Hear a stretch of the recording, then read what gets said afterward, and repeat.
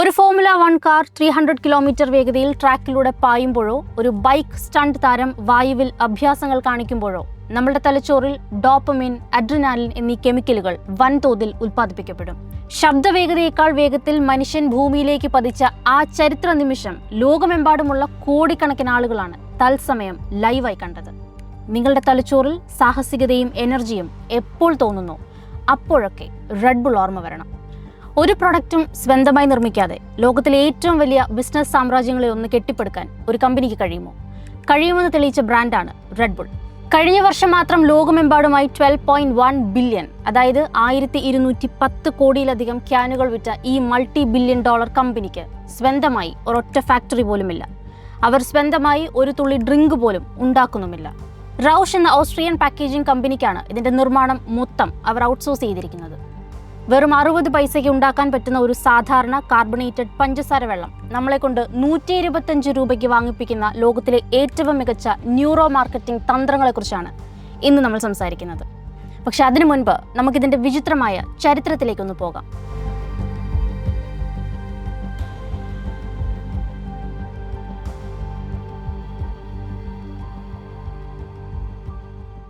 ആയിരത്തി 1982 Austrian marketing എക്സിക്യൂട്ടീവായ ഡൈട്രിച്ച് മാറ്റഷിറ്റ്സ് business ആവശ്യങ്ങൾക്കായി തായ്ലൻഡിൽ എത്തുമ്പോഴാണ് ഈ കഥ തുടങ്ങുന്നത്. അവിടെയുള്ള ബ്ലൂ കോളർ തൊഴിലാളികളും ലോറി ഡ്രൈവർമാരും ക്ഷീണം മാറാൻ ക്രാറ്റിംഗ് ഡയയിങ് എന്നൊരു പ്രാദേശിക സിറപ്പ് കുടിക്കുന്നത് പുള്ളി ശ്രദ്ധിച്ചു. തായ് ഭാഷയിൽ ഇതിന്റെ അർത്ഥം ചുവന്ന കാള അല്ലെങ്കിൽ റെഡ് ബുൾ എന്നാണ്. ചാലിയോ യുവിദ്യ എന്ന തായ് ബിസിനസ്സുകാരനായിരുന്നു ഇതിന്റെ സൃഷ്ടാവ്. മാറ്റഷിറ്റ്സ് ഈ ഫോർമുല വാങ്ങി ഓസ്ട്രിയയിലേക്ക് തിരിച്ചുപോയി. പാശ്ചാത്യ വിപണിക്ക് അനുയോജ്യമായ രീതിയിൽ കാർബണൈസ് ചെയ്തു, പഞ്ചസാരയുടെ അളവ് ക്രമീകരിച്ചു. ഒടുവിൽ 1987 അവർ റെഡ് ബുൾ യൂറോപ്പിൽ ലോഞ്ച് ചെയ്തു. ഇവിടെയാണ് റെഡ് ബുള്ളിന്റെ ഏറ്റവും വലിയ സാമ്പത്തിക തന്ത്രം ഒളിഞ്ഞിരിക്കുന്നത്. ഇവർ കമ്പനിയുടെ ആകെ റവന്യൂവിന്റെ 30% മുതൽ 35% തുക മാർക്കറ്റിങ്ങിന് വേണ്ടി മാത്രം മാറ്റിവെക്കുന്നു. സത്യത്തിൽ കൊക്കക്കോളയോ പെപ്സിയോ പോലും 10% മുതൽ 12% വരെ മാത്രമേ മാർക്കറ്റിങ്ങിന് വേണ്ടി ചെലവഴിക്കാറുള്ളൂ. പക്ഷേ TV പരസ്യങ്ങൾക്ക് പകരം അവർ തിരഞ്ഞെടുത്തത് അസോസിയേഷൻ മാർക്കറ്റിംഗ് എന്ന വേറിട്ട വഴിയായിരുന്നു. അതായത് നമ്മളൊരു സിനിമയോ മാച്ചോ കാണുമ്പോൾ നടുവിൽ വരുന്ന TV പരസ്യങ്ങൾ നമുക്കെപ്പോഴും വലിയ ശല്യമാണ്. പരസ്യം വരുമ്പോൾ ഒന്നുകിൽ നമ്മൾ ചാനൽ മാറ്റും, അല്ലെങ്കിൽ മൊബൈലിലേക്ക് നോക്കും. മനുഷ്യൻ്റെ ഈ സൈക്കോളജി റെഡ് ബുൾ കൃത്യമായി മനസ്സിലാക്കി. അതുകൊണ്ട് അവർ TV വന്ന് ഞങ്ങളുടെ ഡ്രിങ്ക് നല്ലതാണ്, ഇത് വാങ്ങി കുടിക്കൂ എന്നൊരിക്കലും പറഞ്ഞിട്ടില്ല. പകരം ആളുകൾ ചാനൽ മാറ്റാതെ ശ്വാസം അടക്കി പിടിച്ച് കാണുന്ന ഹൈ വോൾട്ടേജ് സ്പോർട്സ് ഇവൻറ്റുകളുടെ ഉള്ളിലേക്ക് അവർ തങ്ങളുടെ ബ്രാൻഡിനെ പ്രതിഷ്ഠിച്ചു. നിങ്ങൾ പരസ്യം കാണാൻ ആഗ്രഹിച്ചില്ലെങ്കിലും ആ മത്സരത്തിൻ്റെ ആവേശം ആസ്വദിക്കണമെങ്കിൽ നിങ്ങൾ റെഡ് ബുള്ളിൻ്റെ ലോഗോ കണ്ടേ മതിയാകൂ എന്ന അവസ്ഥ അവർ സൃഷ്ടിച്ചു. ഒരു ഫോർമുല 1 കാർ 300 കിലോമീറ്റർ വേഗതയിൽ ട്രാക്കിലൂടെ പായുമ്പോഴോ ഒരു ബൈക്ക് സ്റ്റണ്ട് താരം വായുവിൽ അഭ്യാസങ്ങൾ കാണിക്കുമ്പോഴോ നമ്മുടെ തലച്ചോറിൽ ഡോപ്പമിൻ, അഡ്രിനാലിൻ എന്നീ കെമിക്കലുകൾ വൻതോതിൽ ഉൽപ്പാദിപ്പിക്കപ്പെടും. ഈ അതീവ ആവേശത്തിന്റെ നിമിഷങ്ങളിൽ നിങ്ങളുടെ കൺമുൻപിൽ വീണ്ടും വീണ്ടും റെഡ് ബുള്ളിന്റെ ലോഗോ വരുമ്പോൾ തലച്ചോറ് അറിയാതെ തന്നെ ആ ആവേശം എന്ന വികാരത്തെ റെഡ് ബുൾ എന്ന ബ്രാൻഡുമായി കൂട്ടിച്ചേർക്കും. ഇതിനെയാണ് ബിസിനസ് ലോകത്ത് കോഗ്നിറ്റീവ് ആങ്കറിംഗ് എന്ന് വിളിക്കുന്നത്. പിന്നീട് എപ്പോഴെങ്കിലും നിങ്ങളൊരു സൂപ്പർ മാർക്കറ്റിൽ ഈ ക്യാൻ കാണുമ്പോൾ നിങ്ങളുടെ തലച്ചോർ ആ പഴയ ആവേശം ഓർത്തെടുക്കുകയും നിങ്ങളെ കൊണ്ട് അത് വാങ്ങിപ്പിക്കുകയും ചെയ്യും. ഇതിൻ്റെ ഒരു പീക്ക് വേർഷൻ എന്തായിരുന്നെന്ന് അറിയാമോ? 2012 റെഡ് ബുൾ നടത്തിയ റെഡ് ബുൾ സ്ട്രാറ്റോസ് എന്ന പ്രോജക്റ്റ് മാർക്കറ്റിംഗ് ചരിത്രത്തിലെ തന്നെ ഏറ്റവും വലിയ നാഴികക്കല്ലാണ്. ഓസ്ട്രിയൻ സ്കൈ ഡൈവറായ ഫെലിക്സ് ബംഗാർഡ്നർ ബഹിരാകാശത്തിൻ്റെ അതിർത്തിയിൽ നിന്ന് ഭൂമിയിലേക്ക് ചാടി. ശബ്ദവേഗതയേക്കാൾ വേഗത്തിൽ മനുഷ്യൻ ഭൂമിയിലേക്ക് പതിച്ച ആ ചരിത്ര നിമിഷം ലോകമെമ്പാടുമുള്ള കോടിക്കണക്കിന് ആളുകളാണ് തത്സമയം ലൈവായി കണ്ടത്. ഈ ഒരൊറ്റ ഇവന്റിന് വേണ്ടി മാത്രം റെഡ് ബുൾ ചെലവഴിച്ചത് ഏകദേശം $50 മില്യൺ. എന്നാൽ ഇതിലൂടെ അവർക്ക് തിരിച്ചു കിട്ടിയ സൗജന്യ ഗ്ലോബൽ മീഡിയ കവറേജ് കോടിക്കണക്കിന് ഡോളറിൻ്റെതായിരുന്നു. അതവർ ലോകത്തിന് മുന്നിലേക്ക് വെച്ച ആ ഐക്കോണിക് ക്യാപ്ഷനായിരുന്നു Red Bull gives you wings.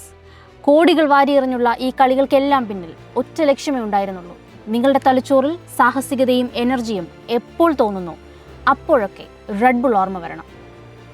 ഈ പവർഫുൾ ആഗോള തന്ത്രവുമായാണ് റെഡ് ബുൾ ഇന്ത്യൻ വിപണിയിലേക്ക് വരുന്നത്.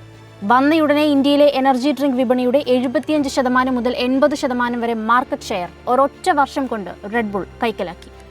വെറും ഏതാനും വർഷങ്ങൾക്കുള്ളിൽ ഇന്ത്യയിൽ നിന്ന് മാത്രം 1000 കോടിയിലധികം വാർഷിക വരുമാനത്തിലേക്ക് ഈ ഒരൊറ്റ ക്യാൻ ബ്രാൻഡ് എത്തിച്ചേർന്നു. എന്നാൽ അങ്ങനെ വൻ ലാഭത്തിലിരിക്കെയാണ് ഇന്ത്യയിൽ ഇവർക്ക് നിയമപരമായി വലിയൊരു പണി കിട്ടുന്നത്. ഇന്ത്യൻ ഫുഡ് സേഫ്റ്റി നിയമപ്രകാരം, അതായത് ഫുഡ് സേഫ്റ്റി റെഗുലേഷൻസ് അമെൻഡ്മെന്റ് 2016 വഴി ഒരു കമ്പനിക്കും തങ്ങളുടെ പാനീയങ്ങളെ എനർജി ഡ്രിങ്ക് എന്ന് വിളിച്ച് ലേബൽ ചെയ്യാൻ അനുവാദമില്ലെന്ന് FSSAI വ്യക്തമാക്കി. കാരണം എനർജി എന്ന വാക്ക് ഉപഭോക്താക്കളിൽ തെറ്റായ ധാരണയുണ്ടാക്കും. അതുകൊണ്ട് റെഡ് ബുള്ളിന് അവരുടെ ക്യാനുകളിൽ വളരെ ചെറിയ അക്ഷരത്തിൽ കഫേനേറ്റഡ് ബീവറേജ് എന്ന് മാറ്റി എഴുതേണ്ടി വന്നു. അതിലും വലിയ തിരിച്ചടി ഉണ്ടായത് കഫീൻ്റെ അളവിലാണ്. യൂറോപ്പിലും അമേരിക്കയിലും വിൽക്കുന്ന റെഡ് ബുള്ളിൻ്റെ കഫീൻ അളവ് വളരെ കൂടുതലാണ്. എന്നാൽ FSSAI കർശനമായ ഒരു പരിധി ഇവിടെ നിശ്ചയിച്ചു. ഇന്ത്യയിൽ വിൽക്കുന്ന ഇത്തരം പാനീയങ്ങളിൽ 1 ലിറ്ററിന് 145 മില്ലിഗ്രാം മുതൽ 300 മില്ലിഗ്രാം വരെ മാത്രമേ കഫീൻ പാടുള്ളൂ. ഈ നിയമം മറികടക്കാൻ റെഡ് ബുള്ളിന് അവരുടെ ഒറിജിനൽ ഫോർമുല തന്നെ മാറ്റേണ്ടി വന്നു. അപ്പോൾ ഇന്ന് ഇന്ത്യയിൽ നമ്മൾ 125 രൂപ കൊടുത്ത് വാങ്ങുന്നത് വിദേശത്ത് കിട്ടുന്ന അത്രയും സ്ട്രോങ് ആയ ഒറിജിനൽ റെഡ് ബുൾ അല്ല, മറിച്ച് കഫീൻ കുറച്ച ഇന്ത്യൻ എഡിഷനാണ്. കൂടാതെ ഇത് കുടിച്ചാൽ ഏകാഗ്രത കൂടും, സ്റ്റാമിന കൂടും എന്നൊക്കെയുള്ള പരസ്യ അവകാശവാദങ്ങളും മെഡിക്കൽ തെളിവുകളില്ലാതെ ഇന്ത്യയിൽ ഉപയോഗിക്കാൻ പാടില്ലെന്ന് FSSAI കർശനമായി വിലക്കി. പക്ഷേ കമ്പനിയുടെ ഫോർമുലയിൽ കഫീൻ കുറഞ്ഞിട്ടും ഇന്ത്യൻ വിപണിയിൽ റെഡ് ബുള്ളിൻ്റെ വളർച്ചയ്ക്ക് ഒരു കോട്ടവും തട്ടിയില്ല. കഴിഞ്ഞ കുറച്ചു കാലത്തെ കണക്കുകൾ നോക്കിയാൽ ഇന്ത്യയിൽ ഇവരുടെ വിപണിയിൽ 20% മുതൽ 25% വരെ പ്രതിവർഷ വളർച്ചയാണ് രേഖപ്പെടുത്തുന്നത്.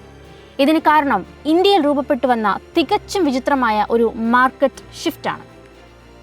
കമ്പനി ഈ പ്രോഡക്റ്റ് ഡിസൈൻ ചെയ്തത് വലിയ നഗരങ്ങളിലെ പബ്ബുകളിലും IT പാർക്കുകളിലുമുള്ള ആളുകൾക്ക് ഒരു ആഡംബര ലൈഫ് സ്റ്റൈൽ പ്രോഡക്റ്റ് ആയി വിൽക്കാനാണ്.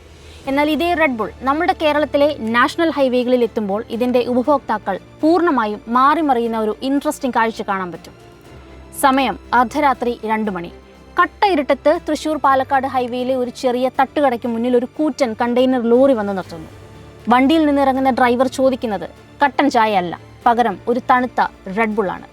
ഇതാണ് ബിസിനസ്സിലെ ഏറ്റവും വലിയ വൈരുദ്ധ്യം. കമ്പനി വൻകിട നഗരങ്ങളിൽ വിറ്റത് ആഡംബരമെന്ന വികാരമാണെങ്കിൽ നമ്മുടെ ലോറി ഡ്രൈവർമാർ ഇവിടെ 125 രൂപ കൊടുത്ത് വാങ്ങുന്നത് തങ്ങളുടെ ജീവനും വണ്ടിയും സുരക്ഷിതമായി ലക്ഷ്യസ്ഥാനത്തെത്തിക്കാനുള്ള ഒരു സർവൈവൽ ടൂളാണ്. 10-12 മണിക്കൂർ ഉറക്കമൊഴിച്ച് വണ്ടി ഓടിക്കുമ്പോൾ കണ്ണടഞ്ഞു പോകാതിരിക്കാൻ ഇതിലടങ്ങിയിരിക്കുന്ന കഫീനും ടോറിനും അവരെ താൽക്കാലികമായി സഹായിക്കുന്നു. പണക്കാരൻ്റെ പാർട്ടി ഡ്രിങ്കിനെ സാധാരണക്കാരൻ തൻ്റെ അതിജീവനത്തിനുള്ള ഇന്ധനമാക്കി മാറ്റിയ ഒരു വിചിത്ര കൺസംപ്ഷൻ പാറ്റേൺ. പക്ഷേ ഈ റെഡ് ബുൾ പതിവായി ഉപയോഗിക്കുന്ന നമ്മുടെ ലോറി ഡ്രൈവർമാർ പറയുന്ന മറ്റൊരു ഞെട്ടിക്കുന്ന യാഥാർത്ഥ്യം കൂടിയുണ്ട്.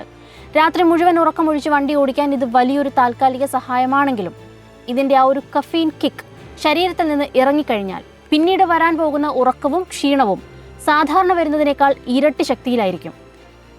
ഇതിനെ മെഡിക്കൽ ഭാഷയിൽ കഫീൻ ക്രാഷ് എന്ന് പറയും. കഫീൻ നമ്മുടെ തലച്ചോറിലെ അഡിനോസിൻ എന്ന ക്ഷീണമുണ്ടാക്കുന്ന കെമിക്കലിനെ താൽക്കാലികമായി ബ്ലോക്ക് ചെയ്യുക മാത്രമാണ് ചെയ്യുന്നത്. കഫീൻ്റെ പവർ തീരുമ്പോൾ ഈ അഡിനോസിൻ മൊത്തമായി വന്ന് തലച്ചോറിനെ ഒന്നിച്ച് അറ്റാക്ക് ചെയ്യും. ശരീരം പെട്ടെന്ന് ക്രാഷ് ആകും. ഇതുകൊണ്ട് തന്നെ ലോങ് ട്രിപ്പ് പോകുന്നവർ ലക്ഷ്യസ്ഥാനത്ത് എത്താറാകുമ്പോൾ മാത്രമേ ഇത് കുടിക്കാൻ പാടുള്ളൂ എന്നൊരു അലിഖിത നിയമം പോലും നമ്മുടെ ഹൈവേകളിലുണ്ട്. താൽക്കാലികമായി കണ്ണു തുറന്നിരിക്കാൻ നോക്കിയാൽ ശരീരം അതിൻ്റെ ഇരട്ടി പ്രതികാരം ചോദിച്ചു വാങ്ങുമെന്ന പോലെ. അപ്പോൾ ഇതാണ് റെഡ് ബുൾ സാമ്രാജ്യത്തിൻ്റെ യഥാർത്ഥ മുഖം. ഓസ്ട്രിയയിലെ കോടീശ്വരൻ കോടികൾ മുടക്കി ബഹിരാകാശത്ത് നിന്ന് മനുഷ്യനെ ചാടിച്ചുണ്ടാക്കിയെടുത്ത ആ വിങ്സ് അല്ലെങ്കിൽ ആ ചിറകുകളുണ്ടല്ലോ, അതിന്ന് വിറ്റഴിയുന്നത് മെട്രോ സിറ്റികളിലെ എലീറ്റ് പബ്ബുകളിൽ മാത്രമല്ല, മറിച്ച് അർദ്ധരാത്രിയിൽ ഉറങ്ങിപ്പോയാൽ ജീവൻ നഷ്ടപ്പെടുമെന്ന് ഭയന്ന് വണ്ടി ഓടിക്കുന്ന നമ്മുടെ ഹൈവേകളിലെ സാധാരണക്കാരായ ലോറി ഡ്രൈവർമാരുടെ ഇടയിൽ കൂടിയാണ്. ബിസിനസ് ലോകത്തെ ഏറ്റവും വലിയ വിരോധാഭാസവും ഇതുതന്നെയാണ്. ഒരേ ഒരു പ്രോഡക്റ്റ് കൊണ്ട് 2 വ്യത്യസ്ത വികാരങ്ങളെ ഒരേ സമയം വിൽക്കാൻ കഴിഞ്ഞു എന്നതിലാണ് റെഡ് ബുള്ളിൻ്റെ യഥാർത്ഥ വിജയം. അപ്പോൾ പറയൂ, ബിസിനസ് സ്വപ്നങ്ങൾക്ക് ചിറകുമുളപ്പിക്കാൻ നിങ്ങൾ ഇറങ്ങിയ ആ റെഡ് ബുൾ മൂമെൻറ്റ് ഏതായിരുന്നു? മറക്കാതെ കമൻറ്റ് ചെയ്യുക. ഒപ്പം കണ്ടന്റ് ഇഷ്ടമായാൽ like, share and please do subscribe to the channel.